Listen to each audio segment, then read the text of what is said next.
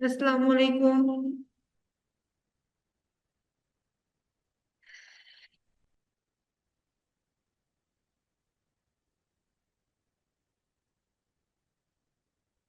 কেমন আছেন সবাই? আচ্ছা, আমাদের পরীক্ষা 25 তারিখ থেকে, আমরা এটা অবশ্যই সবাই জানি। আর আমাদের প্র্যাকটিক্যাল পরীক্ষার ডেটটা কিন্তু এখনো দেয় নাই, কিন্তু আমাদের এটা হচ্ছে সাধারণ ধারণা অনুযায়ী আমাদের পরীক্ষা চারটা রিটেন পরীক্ষা: 25, 26, 27, 28। ঠিক আছে। তারপরে 28 হচ্ছে পড়তেছে কি বুধবার না? 28 তারিখ মানে যদি বুধবার পড়ে, তো বেশিরভাগ ক্ষেত্রে দেখা যায় প্র্যাকটিক্যাল পরীক্ষা শুক্র শনি বা ছুটির দিন থাকেই। এখন হচ্ছে মাঝখানে গ্যাপটা হয়তো বা রাখা হবে না, কারণ সবাই দূর থেকে আসে, তো চারটা পরীক্ষা হওয়ার পরপরই হয়তো তার পরের দিন থেকে প্র্যাকটিক্যাল পরীক্ষাটা নেওয়া বেশি সম্ভাবনা, হওয়ার সম্ভাবনাটা সব থেকে ওখানে বেশি। সেহেতু যদি আমাদের 25, 26, 27, 28, 28 যদি রিটেন শেষ হয়, তাহলে যদি 29, 30, 30 তারিখে প্র্যাকটিক্যাল খাতা জমা দিতে হবে। 30 তারিখ ভাইবা হবে। ভাইবা হয়ে প্র্যাকটিক্যাল খাতা জমা, ভাইবা বোর্ডে আমাদের হচ্ছে আমাদের প্রিন্সিপাল ম্যাম থাকতে পারে, বাইরের স্যার থাকবে। আপনাদের ভাইবা নিবে, প্র্যাকটিক্যাল খাতা নিয়ে আপনারা রুমে যাবেন। আপনাদের প্র্যাকটিক্যাল খাতা দেখবে, প্লাস আপনাদের কিছু প্রশ্ন করবে। ঠিক আছে। এটা হচ্ছে, অতএব প্র্যাকটিক্যাল খাতা প্রত্যেকের কাছে থাকবে। আমি আগের দিন ক্লাসটা এই জন্য নেইনি, প্রাইমারি পরীক্ষা ছিল আপনাদের। এখন সবাই ক্লাসটায় জয়েন করতে পারতেছে না, এই সমস্ত কারণে আমি নেইনি। আর হচ্ছে আজকে বিশেষ করে ক্লাসটা এই জন্য আমি নিজের থেকে এটা দেরি করেছিলাম, একটাই কারণে, কারণ আমি প্র্যাকটিক্যালটা নিয়ে আলোচনা করব। আর এই ক্লাসটা আপনাদের হাতে পেতে পেতে 3-4 দিন সময় চলে যায় অলরেডি। এই ক্লাস হাতে পেতে পেতে নেক্সট পরীক্ষায় শুরু হয়ে যাচ্ছে, তাহলে তখন তো এটা পেয়ে খুব একটা লাভ নাই। আর আমি গ্রুপে হয়তো দিয়ে দিব যে কি কি আঁকতে হবে, কিন্তু আমি মৌখিক যেটা বলতেছি, আপনাদের কোনো প্রশ্ন থাকলে আপনারা সেটা শুনে নিতে পারছেন, পাচ্ছেন না সেহেতু।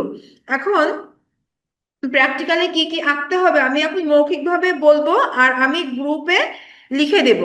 আর হচ্ছে আগের বার যারা দূর থেকে যারা এসছেন, তারা অনেকে একেবারে 2টা করে খাতা নিয়েছিল, একেবারে কিনে নিয়ে গেছিল। প্রথম সেমিস্টারের খাতা তাদের কাছে তো জমা দিয়েছিল, দ্বিতীয় সেমিস্টারটা তাদের কাছে ছিল। আর যাদের নেই, আপনি আজকে এসছেন না, খাতা আছে আগের খাতা, সোজা ওই যে কাজী স্টোরে চলে যাবেন, তারপরে কাজী স্টোর থেকে খাতা কিনে নিয়ে চলে যাবেন। হ্যাঁ, সেম খাতা বলবেন, এই কলেজের প্র্যাকটিক্যাল খাতা, ওটা ওদের ওখানে থাকে করা। শুধু ওই জায়গাটা, আর কোথাও কিন্তু পাবেন না। ওখান থেকে খাতা নিবেন। আর আমি বলে দিব কি কি আঁকতে হবে, ঠিক আছে? আমি গ্রুপে তো দিবই, আপনি আর গ্রুপে আমি চেষ্টা করবো 10টা ছবি একটা জাস্ট স্যাম্পল দেওয়ার। ঠিক আছে, যে এখন যে ওই 10টায় যে অবিকল আপনাদের আঁকতে হবে বিষয়টা কিন্তু এমন না। আমি 10টা ছবি দিব, 10টা ছবি শুধু ধারণা দিয়ে দিব যে এই ছবিগুলো, মনে করেন আমি গোলাপের ছবি দিয়েছি, আমি ফার্স্ট বলেছি ফার্স্ট থাকবে আমাদের লাইন ড্রয়িং এর মাধ্যমে একটা ফুল আঁকতে, ফুলের ছবি আঁকতে। ঠিক আছে। এখন এখন ফুলের একটা না, আমি দেব একাধিক ফুলের। ঠিক আছে, যে সেইখানে একটা ফুল থাকবে না। গোলাপ আঁকলেও আপনার একাধিক থাকতে হবে। আপনি যদি শাপলা আঁকেন, সেখানেও দেখা গেছে শাপলা, তার সাথে হচ্ছে ফুলের কড়ি, পাতা আতা দিয়ে সুন্দর একটা কমিউনিকেশন তৈরি করতে হবে। হয়তো কাঠগোলাপ, আপনাকে সেখানে একটা ফুল কিন্তু আঁকা যাবে না। জবা ফুল আঁকলে সেখানে একটা না, এখন আমার কাছে একাধিক ফুল আঁকতে হবে। আর এটা কিন্তু আপনাদের ফাইনালের প্র্যাকটিক্যাল খাতা, এটা মাথায় রাখতে হবে। ফার্স্ট সেমিস্টার গিয়েছে গিয়েছে, কিন্তু ফাইনালে এটা মাথায়, ফাইনালের প্র্যাকটিক্যাল খাতা, আর খাতাটা কিন্তু আমি দেখছি না। খাতাটা আপনাদের বোর্ড থেকে একজন স্যার থাকবেন, উনি দেখবেন। হচ্ছে সেখানে আপনাদের কোশ্চেন করবে, মৌখিকভাবে স্মার্টলি অ্যান্সার দিবেন, ভুল হোক। ঠিক আছে, ভুল হোক, কিন্তু আপনার স্মার্টলি অ্যান্সার থাকবে। আপনার খাতাটা স্যারের সামনে থাকবে, জাস্ট এতটুকু। এখন হচ্ছে আমাদের প্রথম 1 নম্বরে থাকবে একাধিক ফুলের সমন্বয়ে একটা ছবি, একাধিক ফুলের সমন্বয়ে একটা ছবি আঁকতে হবে। ঠিক আছে। এখন সেটা আমাদের কালার করতে হবে কিনা, কোনো কালার করার দরকার নাই। কোনো কালারের প্রশ্ন আসছে না ওখানে, শুধুমাত্র আমরা লাইন ড্রয়িং করব, পেন্সিল দিয়ে আঁকবো, কোনো কালি ব্যবহার করব না। আমার শুধু লাইন ড্রয়িং এর মাধ্যমে একাধিক ফুলের সমন্বয়ে ফুলের ছবি আঁকবো। এটা হচ্ছে 1 নাম্বার। আর 2 নম্বরে থাকছে হচ্ছে ব্যবহারিক তৈজসপত্র। ঠিক আছে। এখন ব্যবহারিক তৈজসপত্রের মধ্যে আপনি হচ্ছে জগ, গ্লাস, কাপ পিস, ঠিক আছে, বা হচ্ছে কেতলি, আপনার যেটা সুবিধা, আপনি যেটা সুন্দর পারবেন ঠিক সেটাই আঁকবেন। এখন কতটুকু আমাদের খাতাটা কিন্তু যথেষ্ট বড়, একদম ছোট ছোট করে ফেলবো না। হ্যাঁ হ্যাঁ, আমাদের খাতাটা, অবশ্যই আমাদের খাতাটা যথেষ্ট বড়, অতএব খাতার মধ্যে মনে করেন আপনি খাতার পেজটা হচ্ছে এত বড়, খাতার পেজটা এত বড়, তার মধ্যে যদি আমরা এই যে এতটুকু কথার কথা যে এতটুকু আগে না স্যার, আমার আরেকটু ছোট দেখানো ছিল, ধরেন খাতার পেজটা আমাদের অত বড়, তো আমরা যদি তার মধ্যে এসে এত ছোট্ট করে একটা জিনিস আঁকি, ওটা কিন্তু দেখতে ভালো দেখাবে না। ঠিক আছে, আমাদের সবার আগে চোখের সৌন্দর্য ব্যাপার, এটা আমি দেখবো না যে আমাকে বলবেন যে ম্যাম খেয়াল ছিল না তাই করে ফেলেছি। আপনি নিশ্চয়ই বোর্ডে স্যারের সামনে বসে বলতে পারবেন না যে স্যার ভালো পারে না কোনোভাবে করেছে, এটা নিশ্চয়ই আপনি সেখানে বলতে পারবেন না। অতএব আপনাকে অন্তত, আমি মনে করি অন্তত একটা যে বলে না যে 6 ইঞ্চি যে একটা অন্তত এতটুকু বড় যেন একটা জিনিস হয়, এটা মাথায় রাখবো, অন্তত যেন এতটুকু বড় হয়, একটু যেন বড় হয় জিনিসটা, এই জিনিসটা কিন্তু মাথায় রাখবো। না কোনো সমস্যা নেই, আমি কথার কথা বলেছি যে আমি একটা সাধারণ মৌখিক, আমি বলছি না যেখানে 6 ইঞ্চিতে আঁকতে হবে, এটা সাধারণ আমি একটা মৌখিক হিসেবে আমি বোঝালাম যে এর থেকে যেন কমটা না হয়। আবার আমার এমন দরকার নেই যে আমি একদম এই পেজ জুড়ে আমি বড় করে আঁকবো, আমার এটাও কিন্তু দরকার নেই, এত বড় আমার আঁকার প্রয়োজন নাই। আমার অন্তত খাতার সাইডে আমার জন্য একটা বর্ডারের সুন্দর একটা জায়গা থাকে, ঠিক আছে, আমাদের একটা জায়গা থাকে, দেখতে যেন ভালো লাগে, ঠিক সেভাবেই আঁকবো।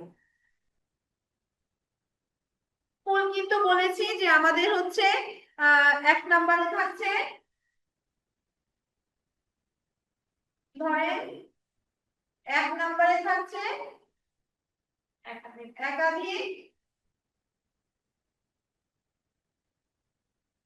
একাধিক ফুলের ছবি, ঠিক আছে, 1 নম্বরে থাকছে একাধিক ফুলের ছবি, ঠিক আছে, আর 2 নম্বরে থাকছে ব্যবহারিক জিনিসপত্র।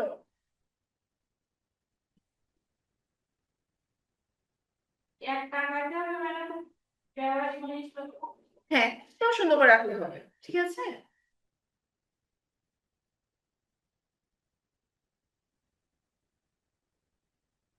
আমি এগুলো সব গ্রুপে লিখে দিব, ঠিক আছে।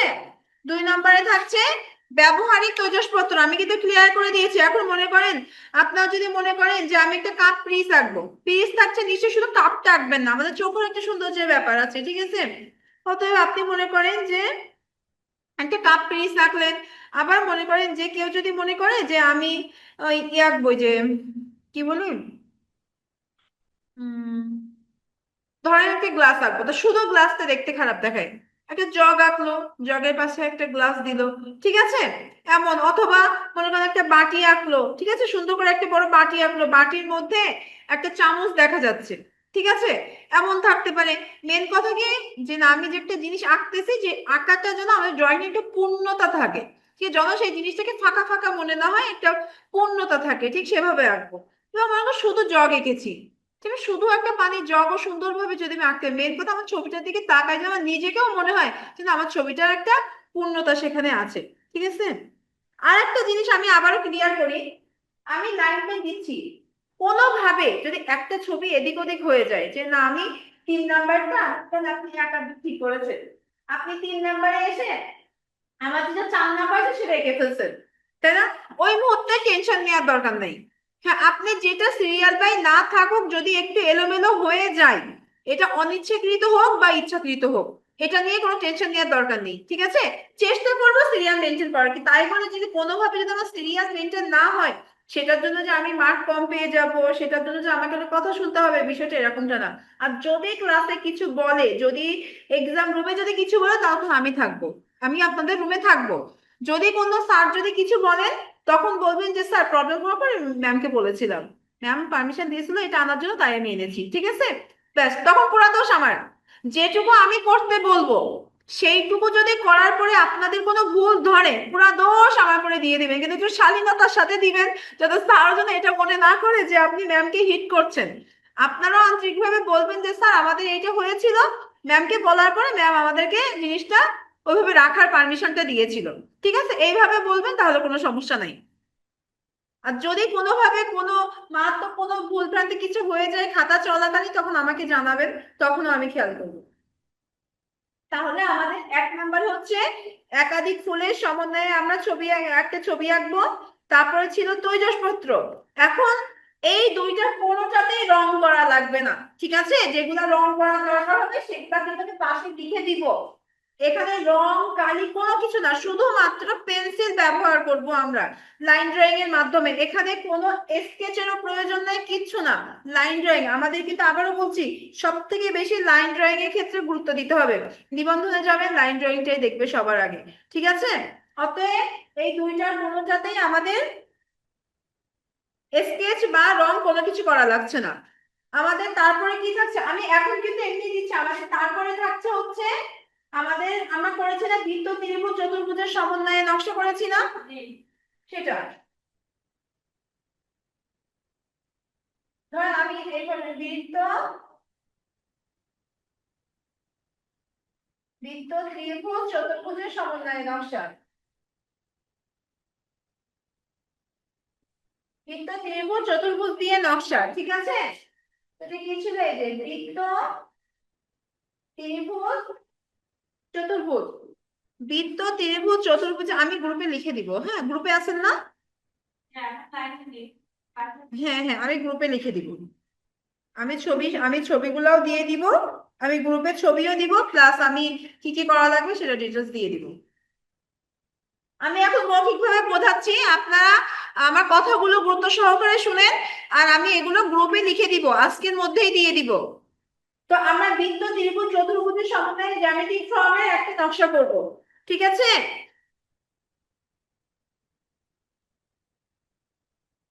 এটা হচ্ছে বৃত্ত ত্রিভুজ চতুর্ভুজ স্পষ্ট বোঝা যাইতে হবে যেটা, এটা কি অলরেডি করে ফেলেছেন?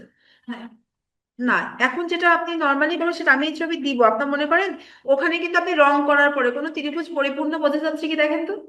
আপনি ছবিটার দিকে নিজে খেয়াল করেন, বোঝা যাচ্ছে? আপনি কি কোনো, আপনার কোনো বৃত্ত কি পূর্ণভাবে বোঝা যাচ্ছে? যাচ্ছে না। কথার কথা, আমি আপনাকে খুব সহজ একটা জিনিস দিয়ে বোঝাই দিই, ধরেন। আচ্ছা ধরেন, তো ছবি না পাই, ধরেন কথা কথা, আমি বলছি না এটা করতে হবে, এটা এটা জাস্ট আমি আপনাকে এক্সাম্পল বোঝানোর জন্য। দেখেন, এই জিনিসটা কিছুই না, কিন্তু এখানে বৃত্তটা বোঝা যাচ্ছে, চতুর্ভুজটা আলাদাভাবে বোঝা যাচ্ছে, ত্রিভুজ, ধরেন আমাদের এগুলো টোটালি হচ্ছে ত্রিভুজটা বোঝা যাচ্ছে, ত্রিভুজটা হোয়াইট আছে। তা মেন কথা, নকশাটা এমন হতে হবে প্রতিটা অংশ বোঝা যাবে। হ্যাঁ, প্রতিটা অংশ বোঝা যাবে। আপনি যেটা আমাকে দেখালেন ওটা হচ্ছে জ্যামিতিক ফর্মের নকশা। যদি আপনাকে শুধুমাত্র বলা হয় যে শুধু জ্যামিতিক ফর্মের নকশা, কোনো কিছু আপনাকে উল্লেখ করে দেয় নাই, তো যখন উল্লেখ করে দিবে তখন আমাদের ওই জিনিসগুলো যেন ক্লিয়ারলি বোঝা যায়। ওটা শুধুমাত্র জ্যামিতিক ফর্মের একটা নকশা। আর তারপরে আসছি, আমি কিন্তু এটা আগে করিয়েছি, ওই যে ফুল, ফুল লতা পাতা পাখি আর মাছের সমন্বয়ে একটা নকশা করছেন না? করিয়েছি কিন্তু আমি এটা, আমি এটা কাগজে কলমে করিয়েছি। আমি প্রথম বর্ষে কাগজে কলমে করিয়েছি। আমাদের পূর্বের ক্লাসগুলো যদি চেক করেন খুঁজে পাবেন, ঠিক আছে? তাহলে এটা হচ্ছে, এখন এইটাকে আমরা, আপনার মনে করেন যে প্রাকৃতিক ফর্মের নকশা, ঠিক আছে? কেউ আমরা প্রাকৃতিক ফর্মের নকশার মধ্যে এটা নিতে পারি, কিন্তু সেক্ষেত্রে প্রাকৃতিক ফর্মের এই নকশাটাতে উল্লেখ করে দেয়া থাকবে যে কোনগুলো সমন্বয়। সেখানে আমাদের ছিল ফুল লতা পাতা পাখি ও মাছের সমন্বয়ে, ঠিক আছে?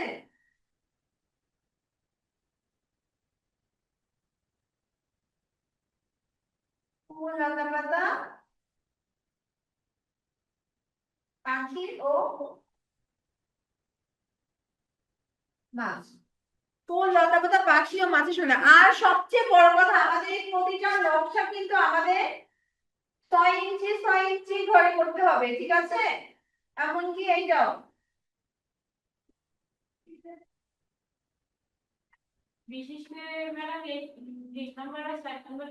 এটা পুরো মাপই থাকবে, এটার মাস্ট মাপ, এই মাপেই করতে হবে। কারণ আমাদের এইটা যখন করবো তখন অবশ্যই আমরা স্কেলের একটা সাথে নিয়ে কাজ করবো, সেই মাপটা 6 ইঞ্চি 6 ইঞ্চি। এই ফুলদাতা পাতা এটাও যখন আমরা করবো তখনও আমাদের 6 ইঞ্চি 6 ইঞ্চি করে মাপের মধ্যে এটা করা লাগবে।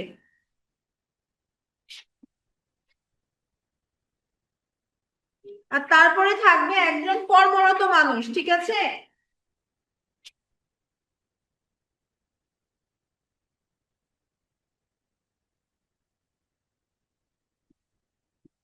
কর্মরত মানুষ থাকছে,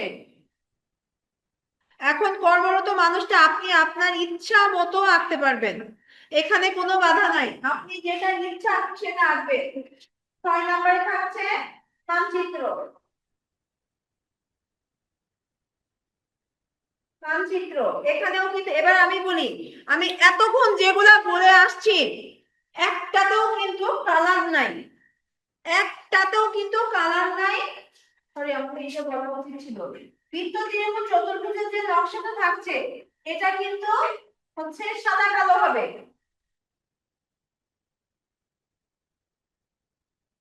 এটা হচ্ছে সাদা কালো। এখন এখানে এই কালোটা করবে কি দিয়ে, আমি আগেও বলেছি আমরা পেন্সিল ব্যবহার করব অথবা কালি। কালি বলতে আমরা মার্কার পেন ব্যবহার করতে পারি, ঠিক আছে।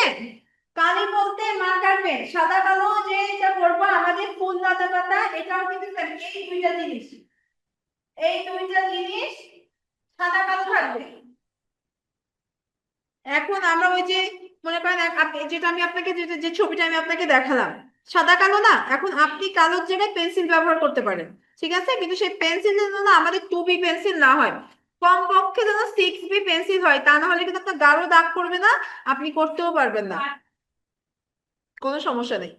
কিন্তু হচ্ছে আপনারা পেন্সিল দিয়ে এটা কেন বিশেষ করে বলা হয়, বিশেষ করে কোনো পরীক্ষার সময়, এখানে আমি বাদ দিলাম, ভালো লাগে দেখতে মার্কার দিয়ে করলে, কিন্তু পরীক্ষার সময় দেখা গেছে কি, মনে করেন যে ঘরটাতে কাজ করতেছেন, যে ঘরে আমি কালো দিব না সেখানে পেন্সিলটা ভুল করে দাগ দিয়ে ফেলেছি, হ্যাঁ মোছার অপশন আছে, যদি আমি কালি মার্কার বা কোনো পেন দেই আর কি মোছার কোনো অপশন আছে।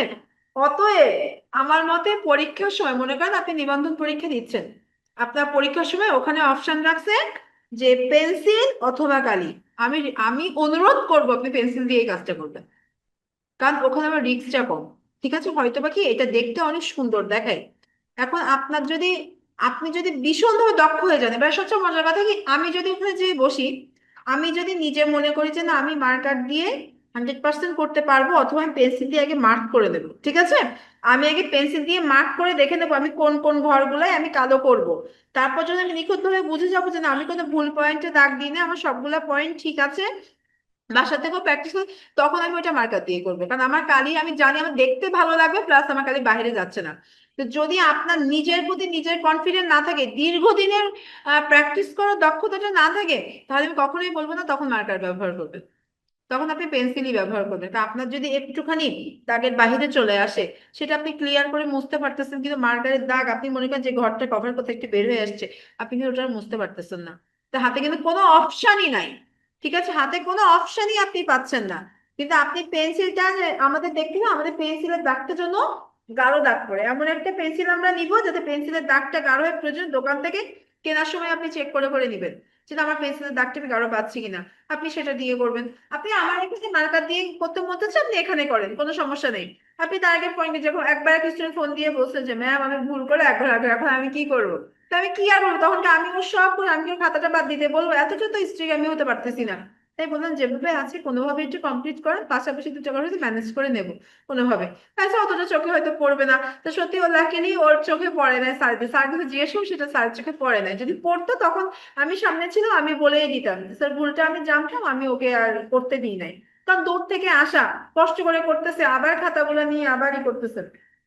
তো সেই ক্ষেত্রে আমি আবার বলছি যে আমরা এই যে 3 দাগ আর 4 দাগ এই দুইটা করবো সাদা কালো, আমরা সাদা কালো পেন্সিল দিয়েও করতে পারি, সাদা কালো আমরা কালি ব্যবহার করতে পারি, পার্মানেন্ট মার্কার ইউজ করতে পারি। সেই ক্ষেত্রে পার্মানেন্ট মার্কার, এটা না পার্মানেন্ট মার্কার কিনতে পাওয়া যায়, আমরা পার্মানেন্ট মার্কার ব্যবহার করব। তাহলে এবার আসছে আমাদের 1 নম্বরে ছিল একাধিক ফুলের ছবি, 2 নম্বরে ছিল ব্যবহৃত তৈজসপত্র, 3 নম্বরে হচ্ছে বৃত্ত ত্রিভুজ চতুর্ভুজের সমন্বয় নকশা, 4 নম্বরে ফুল লতা পাখি ও মাছের সমন্বয়ে 6 ইঞ্চি ঘরের নকশা করতে হবে, তারপরে হচ্ছে কর্মরত মানুষ, তারপরে হচ্ছে মানচিত্র। এখন কোন দেশের মানচিত্র, বাংলাদেশের মানচিত্র, ঠিক আছে, অন্য কোনো দেশের না, আবার যে মানচিত্র না, বাংলাদেশের মানচিত্র।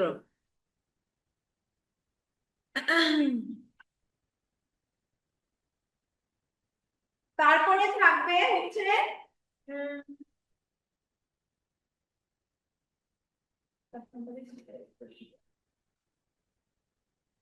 7 নম্বরে হচ্ছে একটা ফিগার, ওকে।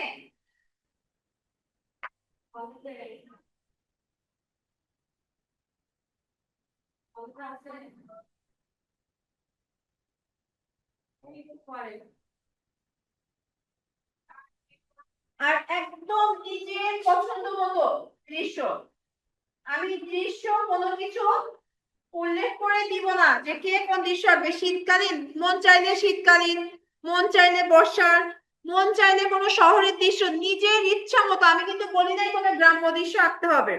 যদি কেউ মনে করে আমি শহরের দৃশ্য আঁকবো, যার যেটা ইচ্ছে সেটা মনে করে বাহিরের দেশের দৃশ্য আঁকবো, যে আমি বাংলাদেশের দৃশ্য আঁকছি না, আমি বাহিরের কোনো কান্ট্রির দৃশ্য আঁকতে, তাও আমার এখানে পূর্ণ স্বাধীনতা, দৃশ্যটা নিজের ইচ্ছা মতো আঁকবো। দৃশ্যে কোনো বাধা নাই, দৃশ্য পুরো নিজের ইচ্ছা মতো। আর তারপরে থাকছে হচ্ছে পরিপ্রেক্ষিত। আমি পরিপ্রেক্ষিতের অনেক কাজ দেখিয়েছি। তারপরে আমাদের 9 নম্বরে থাকছে হচ্ছে পরিপ্রেক্ষিত।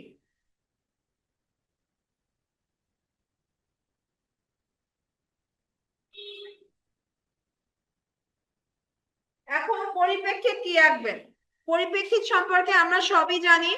পরিপ্রেক্ষিত আমরা এমনও হইতে পারি যে আমরা কোনো একটা নির্দিষ্ট একটা বিল্ডিং আঁকছি, কিন্তু সেটা আমার পেজের পরে নির্ভর করবে, কিন্তু আমি কেমন কমপক্ষে বললাম না 6 ইঞ্চি থেকে যেন ছোট না হয়, 6 ইঞ্চি এর থেকে যেন আমার নিচে না আসি। তো আমরা একটা বিল্ডিংও দেখো যদি আঁকি, আমাদের বিল্ডিং এর সামনের অংশটা বেশি বড় দেখাবে, আস্তে আস্তে অন্য সাইডে কম দেখাবে। আমাদের ট্রেন লাইনও আঁকি, তার ট্রেন লাইনটা আমাদের কাছ থেকে বড় না, তারপরে আস্তে আস্তে চিকন হয়ে যাবে। আমাদের যদি রাস্তা আঁকি বা পরিপ্রেক্ষিত আমি আপনাদের বেশ কয়েকটা দেখিয়েছি, সেগুলো যদি করেন, আমি বলেছি কি ওর থেকে বেশি হতে পারে, বেশি হোক, কিন্তু কোনোভাবে যেন অত বড় পেজের মধ্যে ছোট না হয়ে যায়। আমি এই দুইটা শুধুমাত্র নির্দিষ্ট করে দিয়েছি, আর কোনোটা আমার নির্দিষ্ট করা না। আর এই যে দৃশ্য, দৃশ্য যেন আবার 6 ইঞ্চির মতো ছোট না হয়, দৃশ্যটা কিন্তু বড় হবে। আমি দৃশ্য কখনো বলবো না যে পুরা পেজ একদম কানায় কানায় পরিপূর্ণ করে আঁকবে না, আমার পেজের ধারে কিন্তু বর্ডার থাকবে, সাদা একটা বর্ডার থাকবে, দেখতে ভালো লাগবে, ঠিক আছে। পেজের পাশে আমার একটা বর্ডারের মতো ফাঁকা জায়গা থেকে ওইটুকু এবার আপনি যে যতটুকু আপনি কমাই নিয়ে পারেন, হ্যাঁ। কিন্তু আবার এমন না যে একদম পেজের মাঝখানে চলে যাবো, মাঝখানে যে ছোট্ট করে আঁকবো, এই কাজটা কিন্তু করবো না।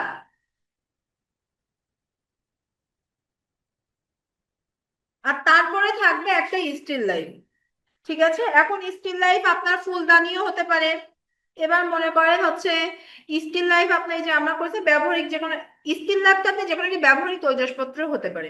স্টিল লাইফটা হচ্ছে এমন যে আপনার সামনে একটা জিনিস আছে, আপনি সেটা দেখে আঁকছেন, সেটা হতে পারে আপনার কলমদানি, সেটা হতে পারে আপনার কোনো একটা চায়ের কাপ, সেটা হতে পারে কোনো একটা পানির গ্লাস, কিন্তু সেটাকে একটু জীবন্ত দেখাতে হবে। তার মানে ওই যে বললাম আমি চোখের সামনে আছে সেই জিনিসটা আমি আঁকছি, সেটা যে জিনিসটাই হোক না কেন, ঠিক আছে।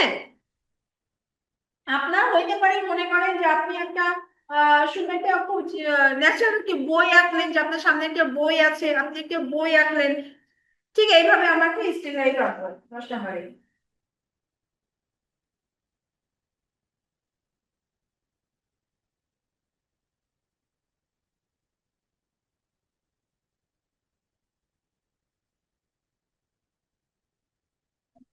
এখন আমি যতটুকু পর্যন্ত বলেছি, কারোর বুঝতে কোনো সমস্যা থাকলে আমাকে কোশ্চেন করেন।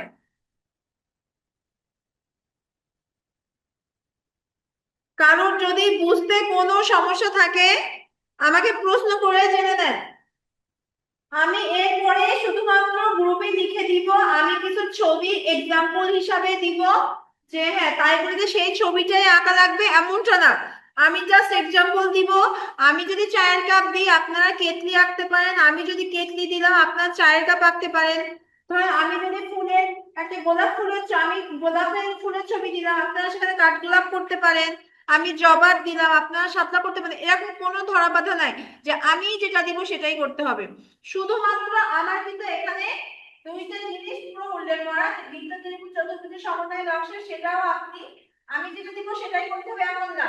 তা আপনার নকশাটার মধ্যে বৃত্ত ত্রিভুজ চতুর্ভুজ স্পষ্ট ভাবে যেন বোঝা যায় সেটা।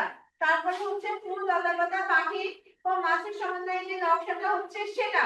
এখন এখানেও কিন্তু আমি এই জিনিসটা দেখতে চাই। এখন নকশা একজনের এক এক রকম হতেই পারে, সবার একরকম কখনোই হয় না। কিন্তু তার মধ্যে যদি আমি ফুল, লতাপাতা, পাখি, মাছ এটা যদি আমি পাই, আর এটা মাথায় রাখবো আমাদের এই দুইটা নকশায় কিন্তু, এই দুইটা নকশায় কিন্তু আমাদের জ্যামিতিক ফর্মুলা,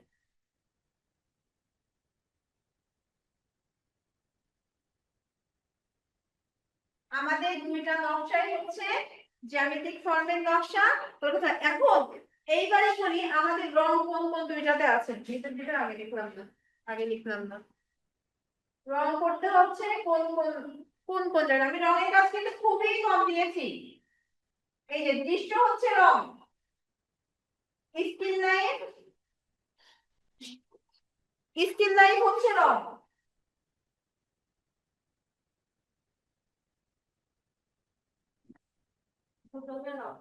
হ্যাঁ,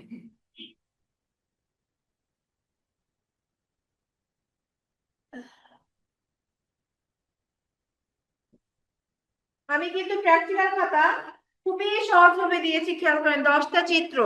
রং করতে কিন্তু বহুত সময় যায়, যায় না আমাদের? একটা জিনিস আঁকবো তারপর রং করব, অতএব আমি রঙের কাজ মাত্র 2টা দিয়েছি। তাহলে আমি এতটুকু আশা করতে পারি প্রত্যেকের দৃশ্যটা অনেক সুন্দর হবে। আমার কথা যদি ক্লিয়ার না হয় আবার প্রশ্ন করে জেনে নেবেন। আবারও বলছি, আমরা শুধুমাত্র দৃশ্যে রং করছি আর স্টিল লাইফে রং করছি, আর কোনোটাতে আমাদের রঙের কাজ নাই। আর তারপর 3 আর 4 বৃত্ত, ত্রিভুজ, চতুর্ভুজের যে জ্যামিতিক ফর্মে 6 ইঞ্চি 6 ইঞ্চি হয় যে নকশাটা, সেটা হচ্ছে সাদা কালো। ফুল, লতাপাতা, পাখি ও মাছের সমন্বয়ে যে নকশাটা জ্যামিতিক ফর্মে, সেটাও হচ্ছে সাদা কালো।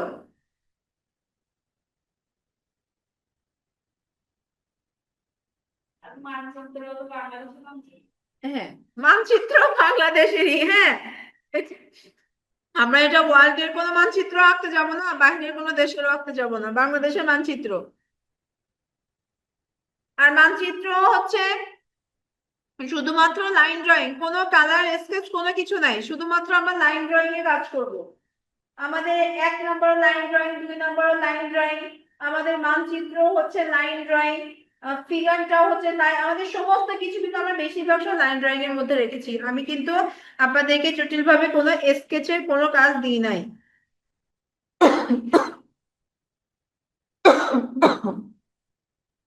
না, একটা না দিলে হবে না। পরিপ্রেক্ষিত স্কেচ তো করেছি, কি হলো? পরিপ্রেক্ষিতটা হচ্ছে শুধু স্কেচ।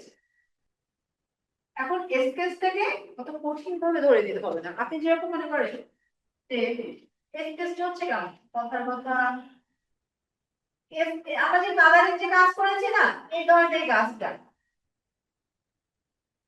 এই যে আমরা কালারের যে কাজটা করি না, সেইটা এই যে পেন্সিল দিয়ে, এই যে পেন্সিলের যে যে কাজটা করি না, এই পেন্সিল দিয়ে সেটা করতে।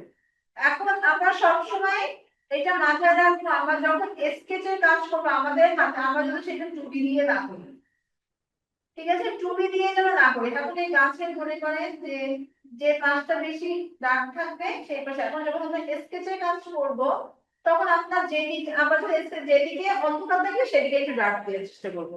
ব্যাস এরকম। আমরা পেন্সিল, আমরা স্কেচ বলতে কালার না করে পেন্সিল দিয়ে কাজটা করছি শুধুমাত্র। তাহলে একটা শুধু স্কেচ দিয়েছি, আর আমি এটা পরিপ্রেক্ষিতটা অনেক বড় বড় কিছু আঁকতে যাবেন না, যাতে স্কেচের কাজ করতে প্রবলেম হয়, ঠিক আছে? হুম। পরিপ্রেক্ষিত হচ্ছে একটা জিনিস, এই যে মনে করেন আপনার, আমি কিন্তু এখানে স্কেচ বুঝেছি, এটা কিন্তু পরিপ্রেক্ষিতটা। পরিপ্রেক্ষিত মনে করেন কোনটা জানেন? এই মনে করেন আমার রাস্তা গেছে, পরের গাছটা আমি ছোট, এইটা হচ্ছে পরিপ্রেক্ষিত। এই যে, এই যে আমার আস্তে আস্তে এই যে গাছের ইগুলো সব এই যে এসে যাচ্ছে, আস্তে আস্তে আমার গাছ ছোট হয়ে যাচ্ছে, আর গাছের মাথাগুলো বসে আর বোঝা যাচ্ছে না। পরিপ্রেক্ষিত কিন্তু এইটা, যে পরিপ্রেক্ষিত হচ্ছে, একদম ওই যে আপনার স্কেচ সহই আছে, ওইটা না আপনি সেম ওই জিনিসটা আঁকলে আপনার হয়ে যাচ্ছে, আর কিন্তু কিছু লাগছে। আপনি যে ব্যাকগ্রাউন্ডে যেটা দেখা যাচ্ছে না, ওটা সহ আঁকবেন, বুঝতে পেরেছেন? খুবই সুন্দর, ওইটা সিপিলের মধ্যে খুবই সুন্দর, ওইটা আপনি আঁকবেন। পারবেন না জিনিসটা তুলতে? হ্যাঁ, ওই তো। তো পরিপ্রেক্ষিতে আর একটা সবচেয়ে বড় কথা কি জানেন, আপনি যে দৃশ্য আঁকবেন না, আপনার দৃশ্যটার মধ্যেও কিন্তু পরিপ্রেক্ষিত থাকছে। পরিপ্রেক্ষিত ছাড়া কোনো দৃশ্য, কোনো কিছু তার প্রকৃত সৌন্দর্যটা পায় না। এমনকি যখন কোনো বাচ্চারা পড়বে যাচ্ছে। আপনার শুধু চাদর পরা, ঠান্ডা লাগছে না? ঠান্ডা কম লাগে? কিছু বলেন। আমি আজকে সকালে বেরোইছি, বাসা থেকে চাদর নিয়ে আসা হয় না এখনো। এতে মনে হচ্ছে এটাতে হচ্ছে না।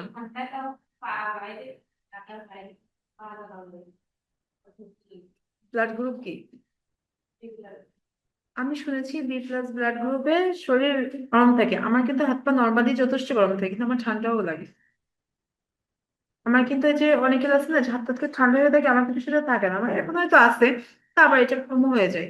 আমি কিন্তু শুনেছি B+ ব্লাড গ্রুপের মানুষের নাকি ঠান্ডাটা কম। প্রচুর। ওই জন্য আমার শীতকাল পছন্দ, আমার যত ঠান্ডা লাগে আমার শীতকাল খুবই পছন্দ। সব দিক থেকে পছন্দ, স্কিন হোক বা সব দিক থেকে, খাইতে সব দিক থেকে খুবই পছন্দ। আচ্ছা, তাহলে আমি যেটা বলছি, আমি যেগুলা বলছি এগুলো আবার আমি গ্রুপে লিখে দেবো। কেউ যদি আমার কথার বিন্দুমাত্র কিছু মিস করে থাকে, আমি কোন 10টা চিত্রের কথা বলেছি এটা যদি কেউ মিস করে থাকি, যে কেউ যদি একটু মিস করে থাকি, সেটা কিন্তু আমরা আবার গ্রুপে আমি লিখে দিব, তখন কিন্তু আপনারা গ্রুপ থেকে সেটা আবার দেখে নিতে পারছেন। মানে আমি ছবি সহ দিব। আমি একটা এক্সাম্পল দিয়ে দিব, আমি 10টা চিত্র দিয়ে দিব। সেই 10টা চিত্র আমি একটা এক্সাম্পল হিসাবে দিব। আবারও বলছি, সেই 10টাই আঁকতে হবে এমন না, আপনার সেগুলোকে নিজেরা মডিফাই করে আরো চেঞ্জ করে একটা জায়গায় আঁকতে দিয়ে আপনারা আঁকতে পারবেন। কিন্তু হ্যাঁ, আমার প্রশ্নের সাথে সাথে মিল থাকে আমি কোনগুলো আঁকতে বলছি। এখন আবার বলি, এই যে 10টা চিত্র, এটা কিন্তু শুধুমাত্র প্র্যাকটিক্যাল খাতা না, এটা কিন্তু আপনার প্র্যাকটিক্যাল পরীক্ষার একটা যেমন প্র্যাকটিক্যাল পরীক্ষাতে যে যে চিত্রগুলো আঁকতে দিয়ে হবে সেগুলো কিন্তু 10টার ভেতর থেকেই থাকবে। হ্যাঁ, আপনাদের যে এখানে বসে যে প্র্যাকটিক্যাল পরীক্ষাটা হবে, এখানে বসে যে প্র্যাকটিক্যাল পরীক্ষাটা হবে, এই 10টা থেকেই কিন্তু আপনাদেরকে দেয়া হবে। এই 10টার ভেতর থেকেই কোশ্চেন, এই 10টার ভেতর থেকেই কোশ্চেন করা হবে। এর ভেতর থেকেই ছবিগুলো এখানে বসে আঁকবেন, যেগুলো এই যে আপনারা আগে যা প্রথম সেমিস্টার পরীক্ষা দিয়েছেন এখানে বসে যেটা আঁকতে হয় সেটা কিন্তু এই 10টার ভেতর থেকেই আসবে। যদি কোনোভাবে বাইরে থেকে একটাও আসে, এটা পরীক্ষা হলে সেটা আমি দেখলাম। যদি আসে, এর বাইরে কিচ্ছু প্র্যাকটিস করার প্রয়োজন নাই, এর ভেতর থেকেই দিতে চাচ্ছেন। পরীক্ষাটা যে তা শোনেন, এটাই সুপ্রিয়া যে পরীক্ষাটা খুব দ্রুত হয়ে যাচ্ছে। হ্যাঁ না, পরীক্ষাটা যে তাড়াতাড়ি হয়ে যাচ্ছে। আমি ফার্স্ট জানতাম যে ফেব্রুয়ারি প্রথম দিকে হবে, তাও তখনও আমার আবার মনে ছিল ফেব্রুয়ারি প্রথম থাকা মানে একটা রিস্ক থেকে যাচ্ছে কিন্তু। কারণ একটা পরিবেশ যদি কোনোভাবে এদিক ওদিক হয়ে যায় তখন পরীক্ষাটা আবার বাদ, তার থেকে যেহেতু দ্রুত হয়ে যাচ্ছে, এটা অনেক অনেক ভালো আপনাদের জন্য। কারণ একটা এই একটা কোর্সের জন্য যদি কোনোভাবে এটা আপনাদের আরো বেশ কিছু মাস, এখন কি এটা কখনোই কি সম্ভব ছিল নির্বাচনের পরপরই পরীক্ষা হবে? এটা কিন্তু কোনো গ্যারান্টি ছিল না।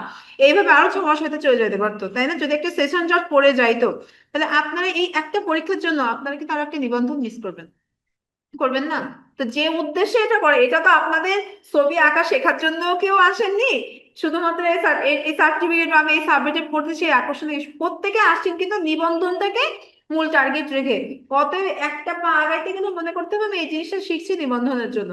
অর্থাৎ এখান থেকে যদি একটা পেন্সিলের দাগ দেওয়াও শিখে যান, তো সেটা মনে করবেন নিবন্ধনের জন্য উপকারে আসছে। আবার এখানে যে রিটেনের জন্য যেগুলো করতেছে, এটাও কিন্তু আপনার নিবন্ধনের জন্য কাজে লাগবে। কোনো কিছুই এর বাহিরে এমন না যে এই যেগুলো শিখছি এর কোনো কিছু আমার নিবন্ধনের বাহিরের জিনিস কোনো কিছু নেই, সব নিবন্ধনের মধ্যেই আপনাদের এগুলো কাজে আসবে। ছবি আঁকাটা তো প্রথমে মাস্টই আসতেছে।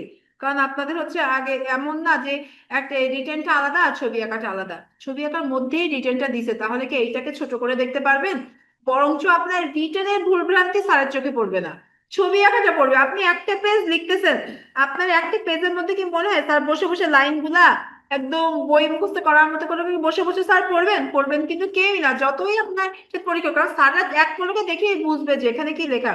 তো আপনার ছবি আঁকাতে কিন্তু আপনার একটা লাইন টানা দেখেই বোঝা যাবে যে হাতটা কতটা দক্ষ আছে। তো আমি নেক্সট হয়তো আমরা আর একটাই মাত্র ক্লাস পাচ্ছি, ঠিক আছে? আমি নেক্সট ক্লাস পাচ্ছি হচ্ছে 23 তারিখ। তো আমি একটা মনে মনে একটা সিদ্ধান্ত নিয়েছি যে আমার স্টুডেন্ট সবাই 24 তারিখে চলে আসবে। ঠিক আছে, আমার স্টেশন 24 তারিখে আসবে। 24, অনেকে 23 তারিখেও বিকালে চলে আসে, একদিন আগে অনেকে চলে আসে। তা আমার খুব ইচ্ছে আছে আমি আমার ক্লাসটা 23 তারিখ না নিয়ে আমি 24 তারিখ ক্লাসটা নিতে পারি কিনা। যদি আমি ওই কাজটা করতে পারি, তাহলে আমার স্টুডেন্ট 10টা স্টুডেন্টও সশরীরে আমাকে সামনে পাচ্ছে, 10টা স্টুডেন্টকে আমি সরাসরি বোঝাতে পারছি, তাদের প্র্যাকটিক্যাল প্রবলেম গুলো আমি দেখতে পাচ্ছি, এভরিথিং। অতএব এই অনলাইনে তখন দেখা গেছে আমি যদি ওই দিন ক্লাস, তখন আমার এমন স্টুডেন্ট থাকবে তারা হয়তো তখন জার্নিতে আছে, তারা যা দূর থেকে তারা বের হয়ে পড়ছে, আমার ক্লাসটা তারা অফলাইনেও অনলাইনেও মিস করতেছে, অফলাইনেও পাচ্ছে না, আবার ক্লাসটা যখন ছাড়া হবে তখন তাদের পরীক্ষা শেষ, তারা ক্লাসটা পাচ্ছে না। সেহেতু আমি এই সিদ্ধান্ত নিচ্ছি যে অফিসে কথা বলে আমি আবার 23 থেকে ক্লাসে 24 থেকে নিতে পারি কিনা, কারণ 24 থেকে বহুত স্টুডেন্ট থেকে প্রয়োজন আমি ক্লাসটা একটু লেটে নিবো, কারণ 24 তারিখ এরকম আমি যদি 12টার পরে ক্লাস নিই, এরকম 12টা সাড়ে 12টার দিকে যদি আমি ক্লাস নেবো, বহুত স্টুডেন্ট এমনি ছিল 10 জন স্টুডেন্ট হলেও আসবে, সেই 10 জন তখন প্র্যাকটিক্যাল নিয়ে একটা ঝামেলা থাকবে। ওই 10 জন যদি খাতাও নিয়ে আসে আমি তো তাদের একটু হলে হেল্প করতে পারবো। ঠিক আছে, ওই দিকটা আমি যে করছি সেই হিসাবে আমি ওই ওই ওই কাজটা ঠিক করতেছি, যে ওই কারণ তার আগে ক্লাসটা স্যার পাচ্ছে আর আমার ক্লাসটা লাস্ট লাস্ট ক্লাসটা আমিই পাচ্ছি, সেহেতু লাস্ট ক্লাসটা সশরীরে নেওয়ার চেষ্টা করব, যে কজনই থাকে। আর আমি গ্রুপেও বলে দেবো যাতে তারা যারা যারা থাকবে তারা এসে যেন সশরীরে ক্লাসটা করতে পারে।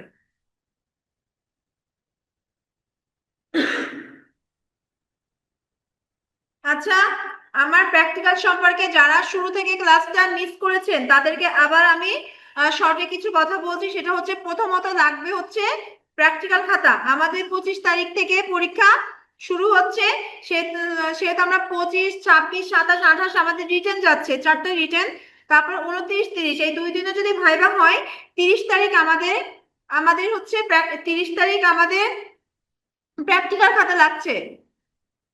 এস কে শিমুল, মেবি উনি একটু আপনি আপনার ভিডিওটা অফ করেন।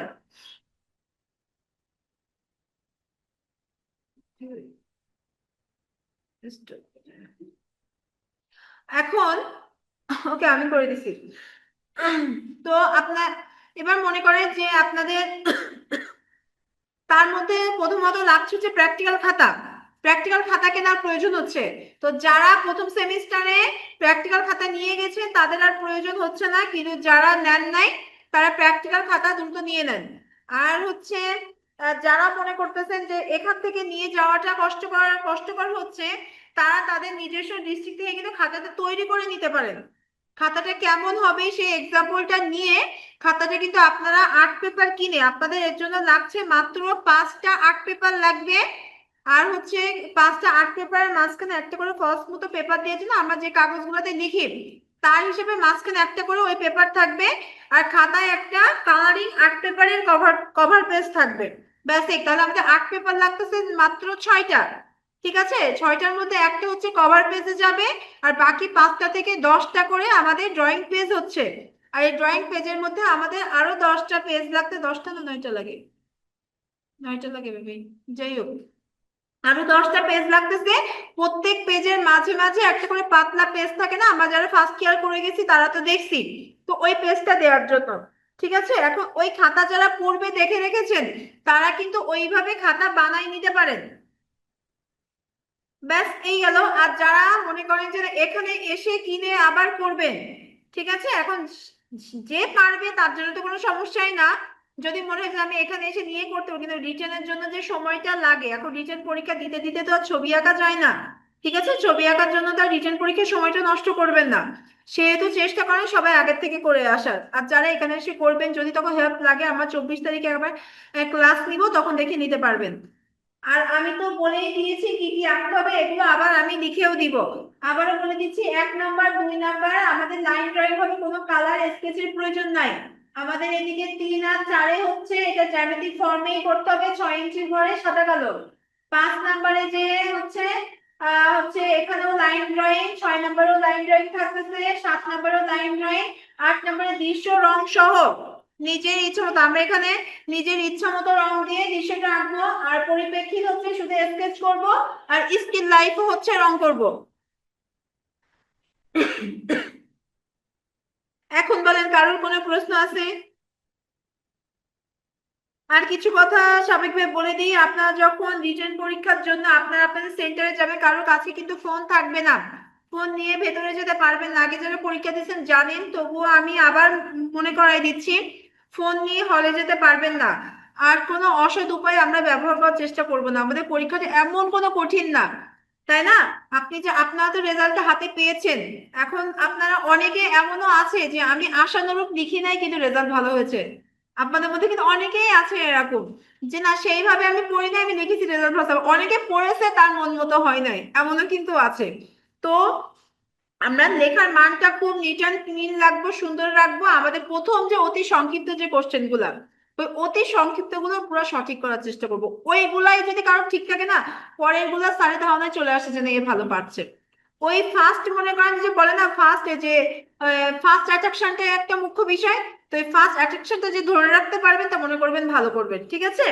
আর একটা জিনিস, কোশ্চেন কমন আনকমন, এটা এগুলো আসলে কি এই ক্ষেত্রে অনেক ক্ষেত্রেই হয়ে যায়, যে সবসময় যে 100% কমন আসে এটা আসে না। কিন্তু যেটা আপনারা করছেন না, আমরা যে শীটটা ফলো করছি, অনেকে বলে শীট থেকে কিছু আসে নেই। আসলে আমি ওই শীটটা তারা পড়েই নেই। ওই শীটটা যদি সিরিয়াস লেভেলে পড়া থাকে, তো ওর বাহিরে কিছুই আসে না, শীটের মধ্যে থেকে থাকে। এখন মেন কথা কি, আমরা শুধু কোশ্চেন গুলো মাথায় রাখি। আমার শীটে এই প্রশ্নটা ছিল, কিন্তু ওই প্রশ্নের উত্তরটার মধ্যে না আরো 5টা প্রশ্নের উত্তর থাকে। থাকে না, এটা স্বাভাবিক। একটা প্রশ্ন করছেন, একটা প্রশ্নের অ্যান্সার আপনারা প্রশ্নটা পড়ে যান, প্রশ্ন পড়ে ধারণা নিয়ে যেতেন এই প্রশ্নগুলো আসবে তাহলেই আমার কমন আছে। কিন্তু প্রশ্নের উত্তরের মধ্যে যে আমার আরো 5টা প্রশ্নের অ্যান্সার আমি পাচ্ছি, এটা কিন্তু কেউ আমরা মাথায় রাখছি না। যেমন ধরুন একটা শিল্পী সম্পর্কে আপনাকে লিখতে দিছে, সেই শিল্পীর চিত্রকর্মগুলো সম্পর্কে একটা কোশ্চেন আছে। আপনি জানতেছেন কি, আমাকে বলেছে অমুক শিল্পীর চিত্রকর্ম সম্পর্কে লিখতে। ওই যে এমন যদি হয় ওই শিল্পীর একটা চিত্রকর্মের নাম আপনাকে তুলে দিয়ে বলে এটা তখন আপনি আর পারতেছেন না। না, আপনি কিন্তু ওইটা উত্তরের মধ্যে পড়ে রেখেছেন, তো সেটা আর পারছেন না। এখন এইটুকু আমরা সবাই আমরা গ্র্যাজুয়েশন কমপ্লিট করা, তারপরে এসে যদি বলি, এমনকি এখানে আমরা